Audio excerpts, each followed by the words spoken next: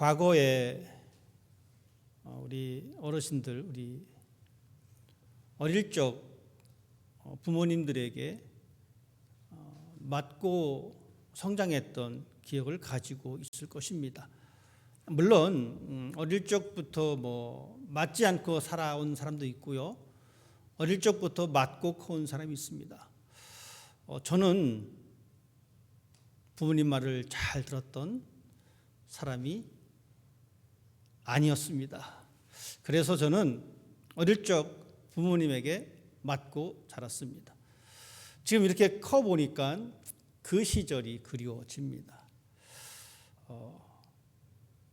그렇다라고 해서 매 맞는 것을 정당하다라고 말씀드리는 건 아닙니다. 저희 집은 그랬습니다. 그런데 가만히 보니까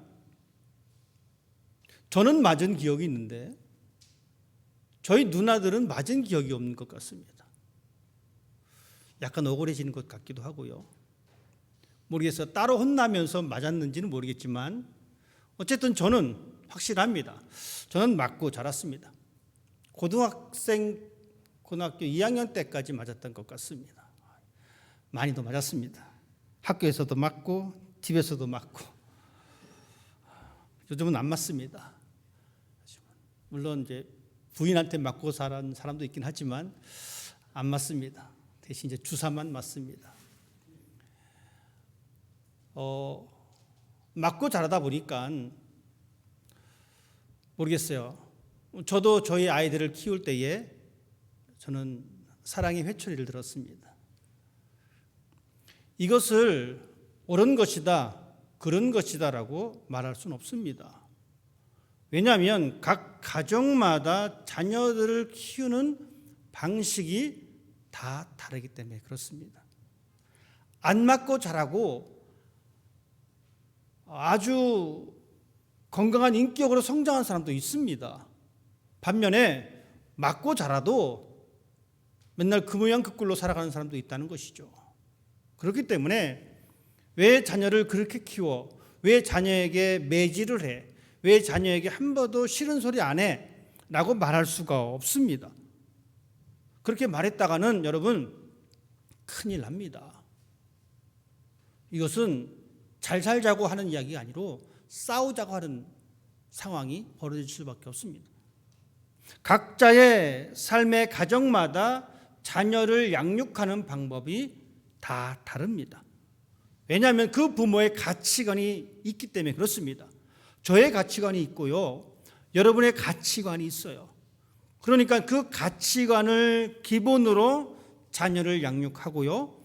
그 가치관을 기반으로 돈을 벌고요. 일을 합니다. 그렇기 때문에 모든 것은 존중받아야 합니다. 때로는 사랑의 회초리를 드는 것도 존중받아야 하고요. 말로서만 훈계하는 것을 존중받아야 하고요. 왜냐하면 그것이 자신의 기준이기 때문에 그렇습니다. 저의 기준은 말로서 아이를 양육하는 거고 또 다른 사람 말하기를 나의 기준은 따끔하게 회초리를 드는 것이고 각자의 기준이 있다는 겁니다. 이 기준은 그런데 안타깝게도 상호 충돌합니다. 존중하고 인정하기보다는 충돌할 가능성이 상당히 많다라는 겁니다. 그러다 보니까 한 가지 딱 이것이다라고 이야기하기 힘듭니다. 자, 그렇다면 이런 문제가 발생하게 됩니다. 자, 기준이 수백 가지인데 그럼 우리는 어떻게 살아야 될 것인가? 여러분 기준대로 사십시오 라고 내팽개칠 수도 없습니다. 왜냐하면 이 세상은 질서가 있기 때문에 그렇습니다. 자, 그렇다면 우리는 이 질서를 어디에서 찾을까? 이 시간 이 자리에 함께 있는 우리들은 그 기준을 찾아야 되는데 또한 그 기준을 찾으려고 이 자리에 모였습니다. 바로 하나님이라고 하는 기준입니다. 성경이라고 하는 기준입니다. 이 기준을 통해서 우리는 우리의 삶의 방식을 정해야 합니다. 1순위 기준이 바로 하나님이라고 하는 이 기준 앞에서 우리는 우리의 삶을 살아가야 된다라는 이야기입니다. 자, 오늘 우리는 히브리서 13장 말씀을 읽었습니다. 히브리서 13장의 커다란 이야기는, 커다란 주제는 무엇이냐면 바로 그리스도인의 사회생활에 관한 것입니다. 우리 모두가 이 사회를 구성하고 있는데 특별히 하나님을 믿는 사람들이 어떻게 이 사회생활을 할 것인가, 여기에 대해서 좀 더 고민해 보자라고 히브리 기자는 우리에게 말씀해 주고 있습니다. 자, 그런데 오늘 히브리 기자는 우리에게 무엇을 이야기하고 있냐면 첫 번째는 이겁니다. 형제 사랑하기를 계속하십시오. 우리가 이 땅에서 살아갈 때에 중요한 것은 바로 형제를 사랑하는 것을 계속하는 겁니다. 여러분, 이 말씀이 기록된 것은 2000년 전의 사건입니다. 2000년 전에 일어난 그 사건을 우리가 먼저 이해해야 합니다. 그때 당시 교회 공동체 안에는 커다란 박해가 있었습니다. 특별히 유대인들로부터 박해가 있었습니다. 즉 같은 동족끼리 굉장하게 괴롭혔다는 거예요. 뿐만이 아니라 정부도 그리스도를 믿는 사람을 괴롭혔습니다. 그러다 보니까 그들의 삶이 어떻겠습니까? 힘들어요. 여러분 보십시다. 우리가 이민자로서 이 땅을 살아갑니다. 때로는 이 땅에 살아가는 것이 여러분 쉽지 않습니다. 한국 사람 눈치도 봐야 되고요. 또 미국 땅에 사니까 미국 사람들 눈치도 또 봐야 되고요. 힘듭니다. 그래서 좀 힘을 얻고자, 위로를 받고자 우리가 어떻게 합니까? 교회를 찾습니다. 교회를 통해서 그 힘든 이민자의 삶을 버텨내기도 했습니다. 그것이 이민교회의 역사의 한 단편이기도 합니다. 힘드니까 서로 모여서 격려해주고 위로해주고, 여러분 그때 당시도 그랬습니다. 정부 관료들이 억압했고 힘들게 했던 그것을 위로받기 위해서 교회 공동체 함께 모여들었습니다. 그래서 교회 공동체는 그 사람들을 위해서 서로 돌보고 서로 사랑하는 그 모습이 있었습니다. 그런데 안타깝게도 그 모습이 지속적이지 않았습니다. 그래서 히브리 기자는 분명히 말씀하십니다. 형제 사랑하기를 계속하십시오. 형제를 사랑하지 않는 것, 이웃을 사랑하지 않는 것, 여러분 이것은 신앙의 미완성입니다. 물론 우리는 여전히 미완성적인 존재입니다. 우리는 그 완성으로 가려고 하는 그 과정 속에 있습니다. 그렇기 때문에 우리들은 우리의 이웃을 사랑함에 있어서 계속 그 일을 감당하는 사람이 되어야 합니다. 왜냐하면 우리는 이미 사랑해야 하는 그 마음이 우리 속에 들어와 있기 때문에 그렇습니다. 하지만 우리는 내 속에 이미 들어와 있는 이 사랑을 하는 이 마음을 생각하기보다는 사랑의 대상을 찾으려고 합니다. 여러분, 사랑의 대상을 찾아서 내가 이 사람을 사랑해야지 라고 하는 것이 우선이 아닙니다. 사랑은 이미 우리 속에 있습니다. 그리고 우리는 대상을 찾을 필요가 없습니다. 예수님께서 이런 비유를 하셨습니다. 누가복음 10장에 보면은 여리고로 내려가던 한 사람이 강도를 만났습니다. 두들겨 맞고 가진 것을 다 빼앗겼어요. 거의 죽게 되었습니다. 그런데 그곳에 몇 사람이 지나갑니다. 우리가 잘 알고 있는 대로 제사장도 지나갔습니다. 레위인도 지나갔습니다. 쉬운 말로 말씀드리면 이겁니다. 맞아서 다 쓰러지고 있는데 목사인 제가 지나갑니다. 보고 어이구 쓰러져 있네. 나도 저렇게 당할 수가 있겠네. 빨리 가야지. 예배 시간도 늦었는데 가버립니다. 그 두 번째가 누군지 아십니까? 여러분입니다. 교회를 다닌다고 하는 사람들이 그 앞을 지나갑니다. 보니까 피 철철 흘리면서 쓰러져 있어요. 나 지금 교회 봉사하러 가야 되는데 저 사람 돌볼 시간 없어라고 가버린다는 것이죠. 마지막에 우리 모두가 다 싫어하는, 예를 들어서 우리 모두가 싫어하는 다른 종교의 사람, 종교가 없는 사람이 가다가 그 사람을 발견합니다. 그런데 이 사람은 가던 길을 멈추고 피가 철철 흐르고 있는 그 사람을 도와줍니다. 여러분, 이 이야기에서 요점은 그렇게 사람들이 무시하던 사람이 매맞고 피 흘리고 있는 그 사람을 도와줬다라는 것이 아닙니다. 예수님께서는 이 비유를 통해서 야, 너 이웃이 누구냐? 이렇게 물으셨습니다. 여러분, 이 말씀은 무슨 말씀이냐면 대상을 구하지 말고 그냥 해. 구분 짓지 말고 그 사랑을 베풀어줘. 여러분, 우리는 구분 지으려고 합니다. 저 사람은 내 사랑을 받을 만한 자격이 있는 사람이야.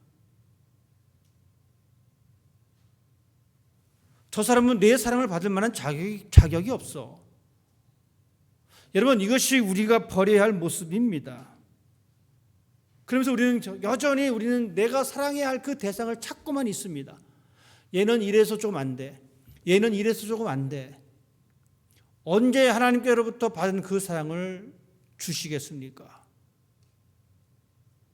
줘야 되는데, 사랑을 나누어 줘야 되는데 우리는 이렇게 생각합니다. 너는 이렇게 되기 때문에 아니야. 너는 이래서 안 돼. 우리는 이미 사랑을 가진 상태입니다. 하나님의 사랑의 심장이 우리 속에 있습니다. 그 사랑을 이미 우리에게 주셨습니다. 그렇기 때문에 우리들은 이 사랑을 가지고 대상을 찾을 것이 아니라 내 이웃을 향하여 이 사랑을 나타내야 합니다. 형제 사랑하기를 계속하십시오. 지속성이 필요합니다. 1년에 몇 차례 사랑 보여줬으면 됐지 뭘 더 바라느냐? 여러분, 이것이 아닙니다. 지속이라고 하는 이야기는 어떤 조건에서도 그것이 계속 이루어져야 된다는 이야기입니다. 하나님의 사랑이 그랬습니다. 예수님의 사랑이 그랬습니다. 그 사랑이 고스란히 내 심장 가운데 들어와 있습니다. 그래서 우리는 이 사랑을 가지고 지속해야 합니다. 그런데 이 사랑이 지속하지 못한 사람이 있습니다. 하나님을 향한 우리의 신앙이 지속하지 못할 때가 참 많이 있습니다. 여러분, 이렇게 우리는 연약합니다. 가다가 실패하니까 하지 말아야지라고 하는 것이 아니라 가다가 실패할 수 있습니다. 하지만 거기서 멈출 것이 아니라 거기서부터 다시 시작해야 합니다. 이것이 바로 하나님께서 우리에게 원하시는 신앙인의 올바른 모습입니다. 저와 여러분을 향한 하나님의 요구이기도 하십니다. 우리가 부모님을 사랑합니다. 우리가 자녀들을 사랑합니다. 여러분, 우리가 배우자를 사랑합니다. 이 사랑이 지속적이지 않고 간헐적이라면 여러분 어떻게 되겠습니까?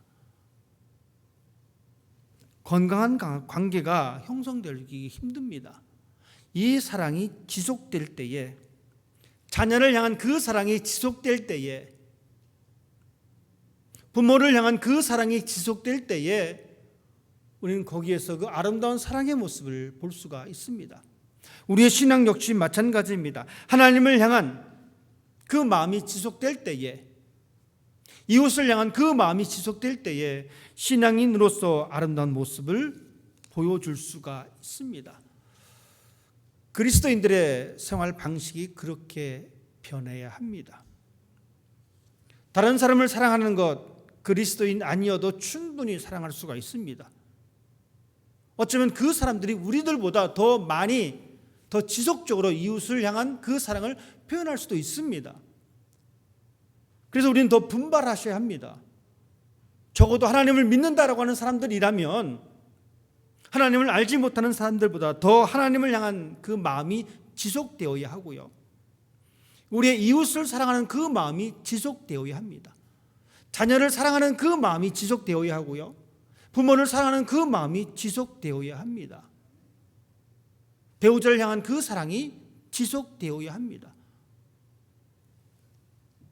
힘들기 때문에 많은 사람이 포기합니다. 때로는 포기하고 싶은 마음이 많이 들 때도 있습니다. 하지만 그때마다 우리는 오늘 말씀에 나와 있는 것처럼 8절 말씀, 예수 그리스도는 어제나 오늘이나 영원토록 동일하시다. 이 모습을 보면서 하나님, 나도 예수님처럼 그런 동일한 마음을 갖게 해 주십시오. 여러분, 내가 잘나서 동일함을 유지하기 어렵습니다. 우리의 신앙, 우리의 성도의 생활을 지속시킬 수 있는 것은 나에게 힘을 주시는 그 성령님, 그 하나님의 힘이 있어야지만이 가능합니다. 그것이 없이 할 수 있다는 것은 교만입니다. 그렇기 때문에 우리들은 이렇게 하나님 앞에 예수 그리스도의 모습을 보면서 하나님, 나의 마음이 변하지 않고 지속되게 해 주십시오라고 외치는 사람이 되어야 합니다. 히브리서를 쓴 이 히브리 기자는 우리들에게 그리스도인의 사회생활을 이야기하면서 그 사랑을 실천할 수 있는 그 방법에 대해서 이야기해 주고 있습니다. 첫 번째는 이겁니다. 나그네를 대접하는 것입니다. 2절 말씀에 그렇게 기록하고 있습니다. 손님 대접하기를 잊지 마십시오. 그때 당시에 지금처럼 여관이 흔하지 않았습니다. 그리고 또 여관이라고 하는 것이 그 음란한 곳으로 많이 이용됐던 그런 역사가 있습니다. 특별히 핍박을 받아서 그 지역을 살지 못하고 피해 다니는 사람들이 이 여관을 이용할 수밖에 없는데 하필 그 여관이 이렇게 범죄의 소굴로서 사용되는 곳입니다. 그러니 이 말은 무슨 말이냐면 가서 잘 데가 없다는 겁니다. 이런 상황 가운데에 그렇게 나그네 된 사람들을 잘 돌볼 것을 말하고 있습니다.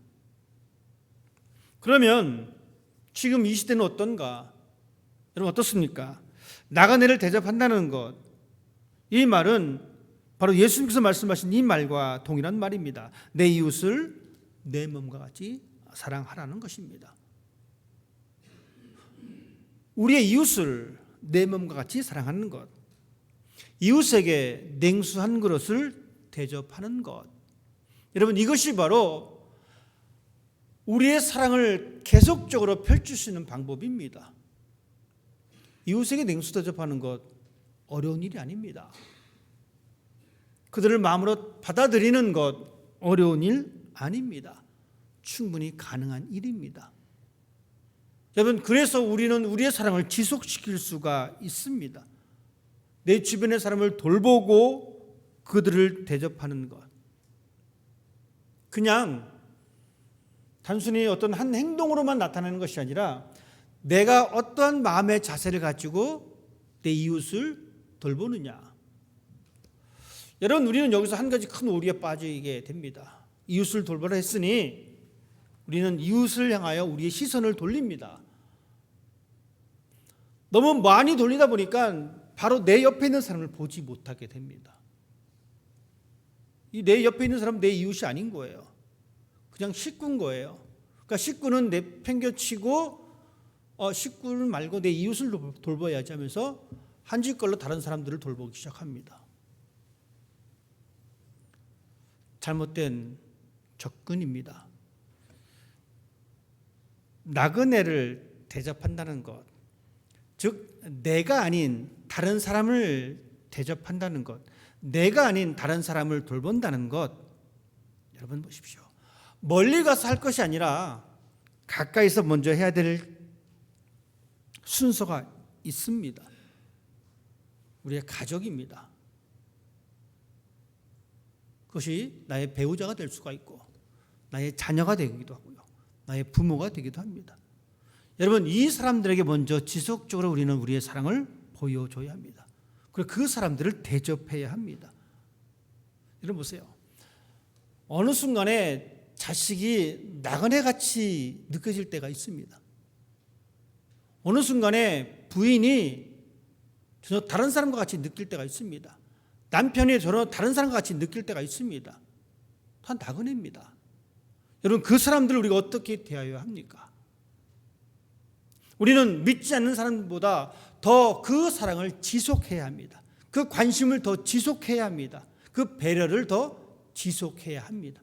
그런데 우리는 살다 보니까 우리 식구니까 뭘 지속을 해? 1년에 한 2번만 해주면 됐지?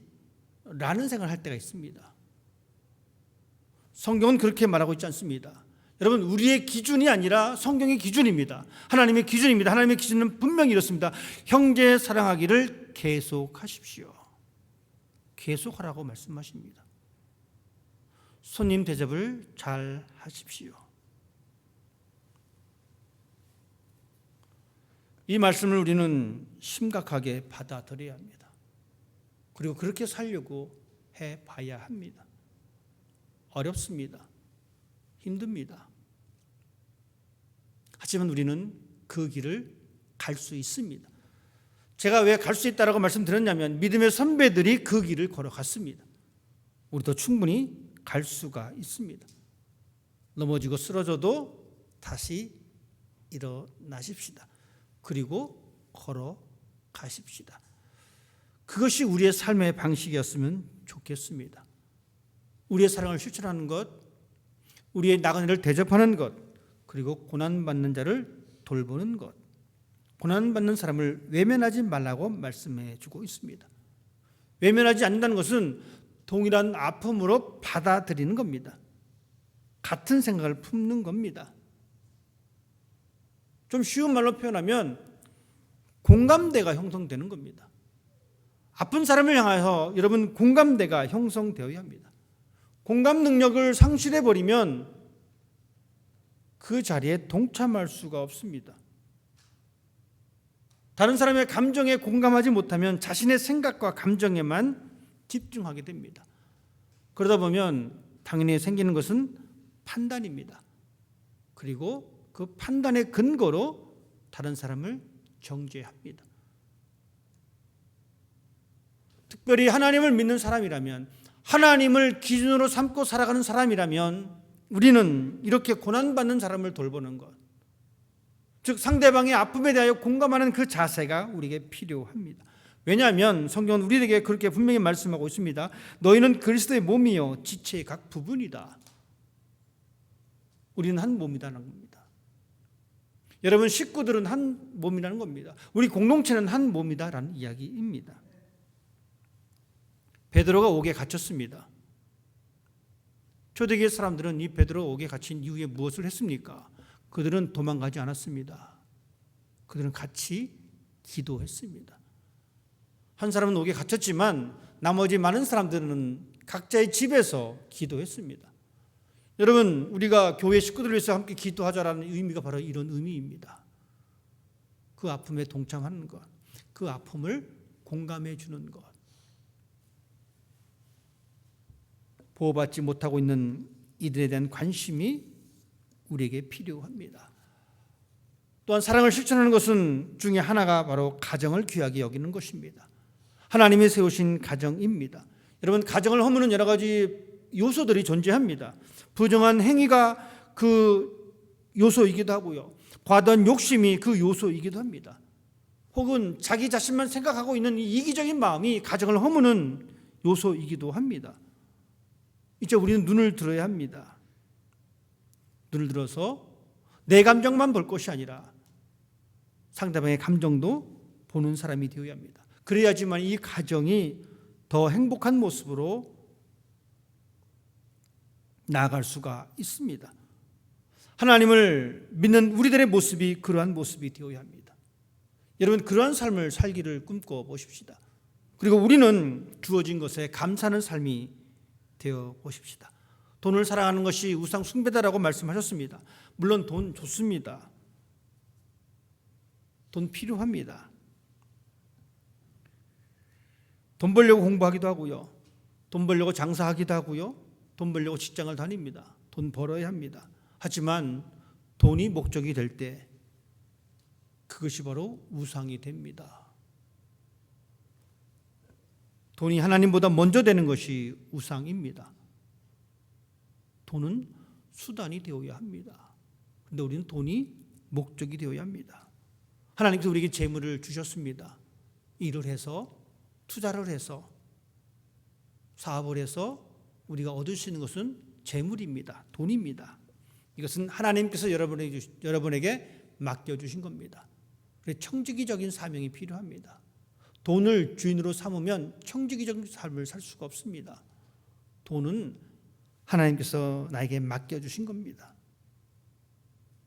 그래서 우리는 돈을 사랑하기보다는 하나님을 사랑해야 합니다. 돈을 신뢰하기보다는 하나님을 신뢰하는 삶이 되어야 합니다.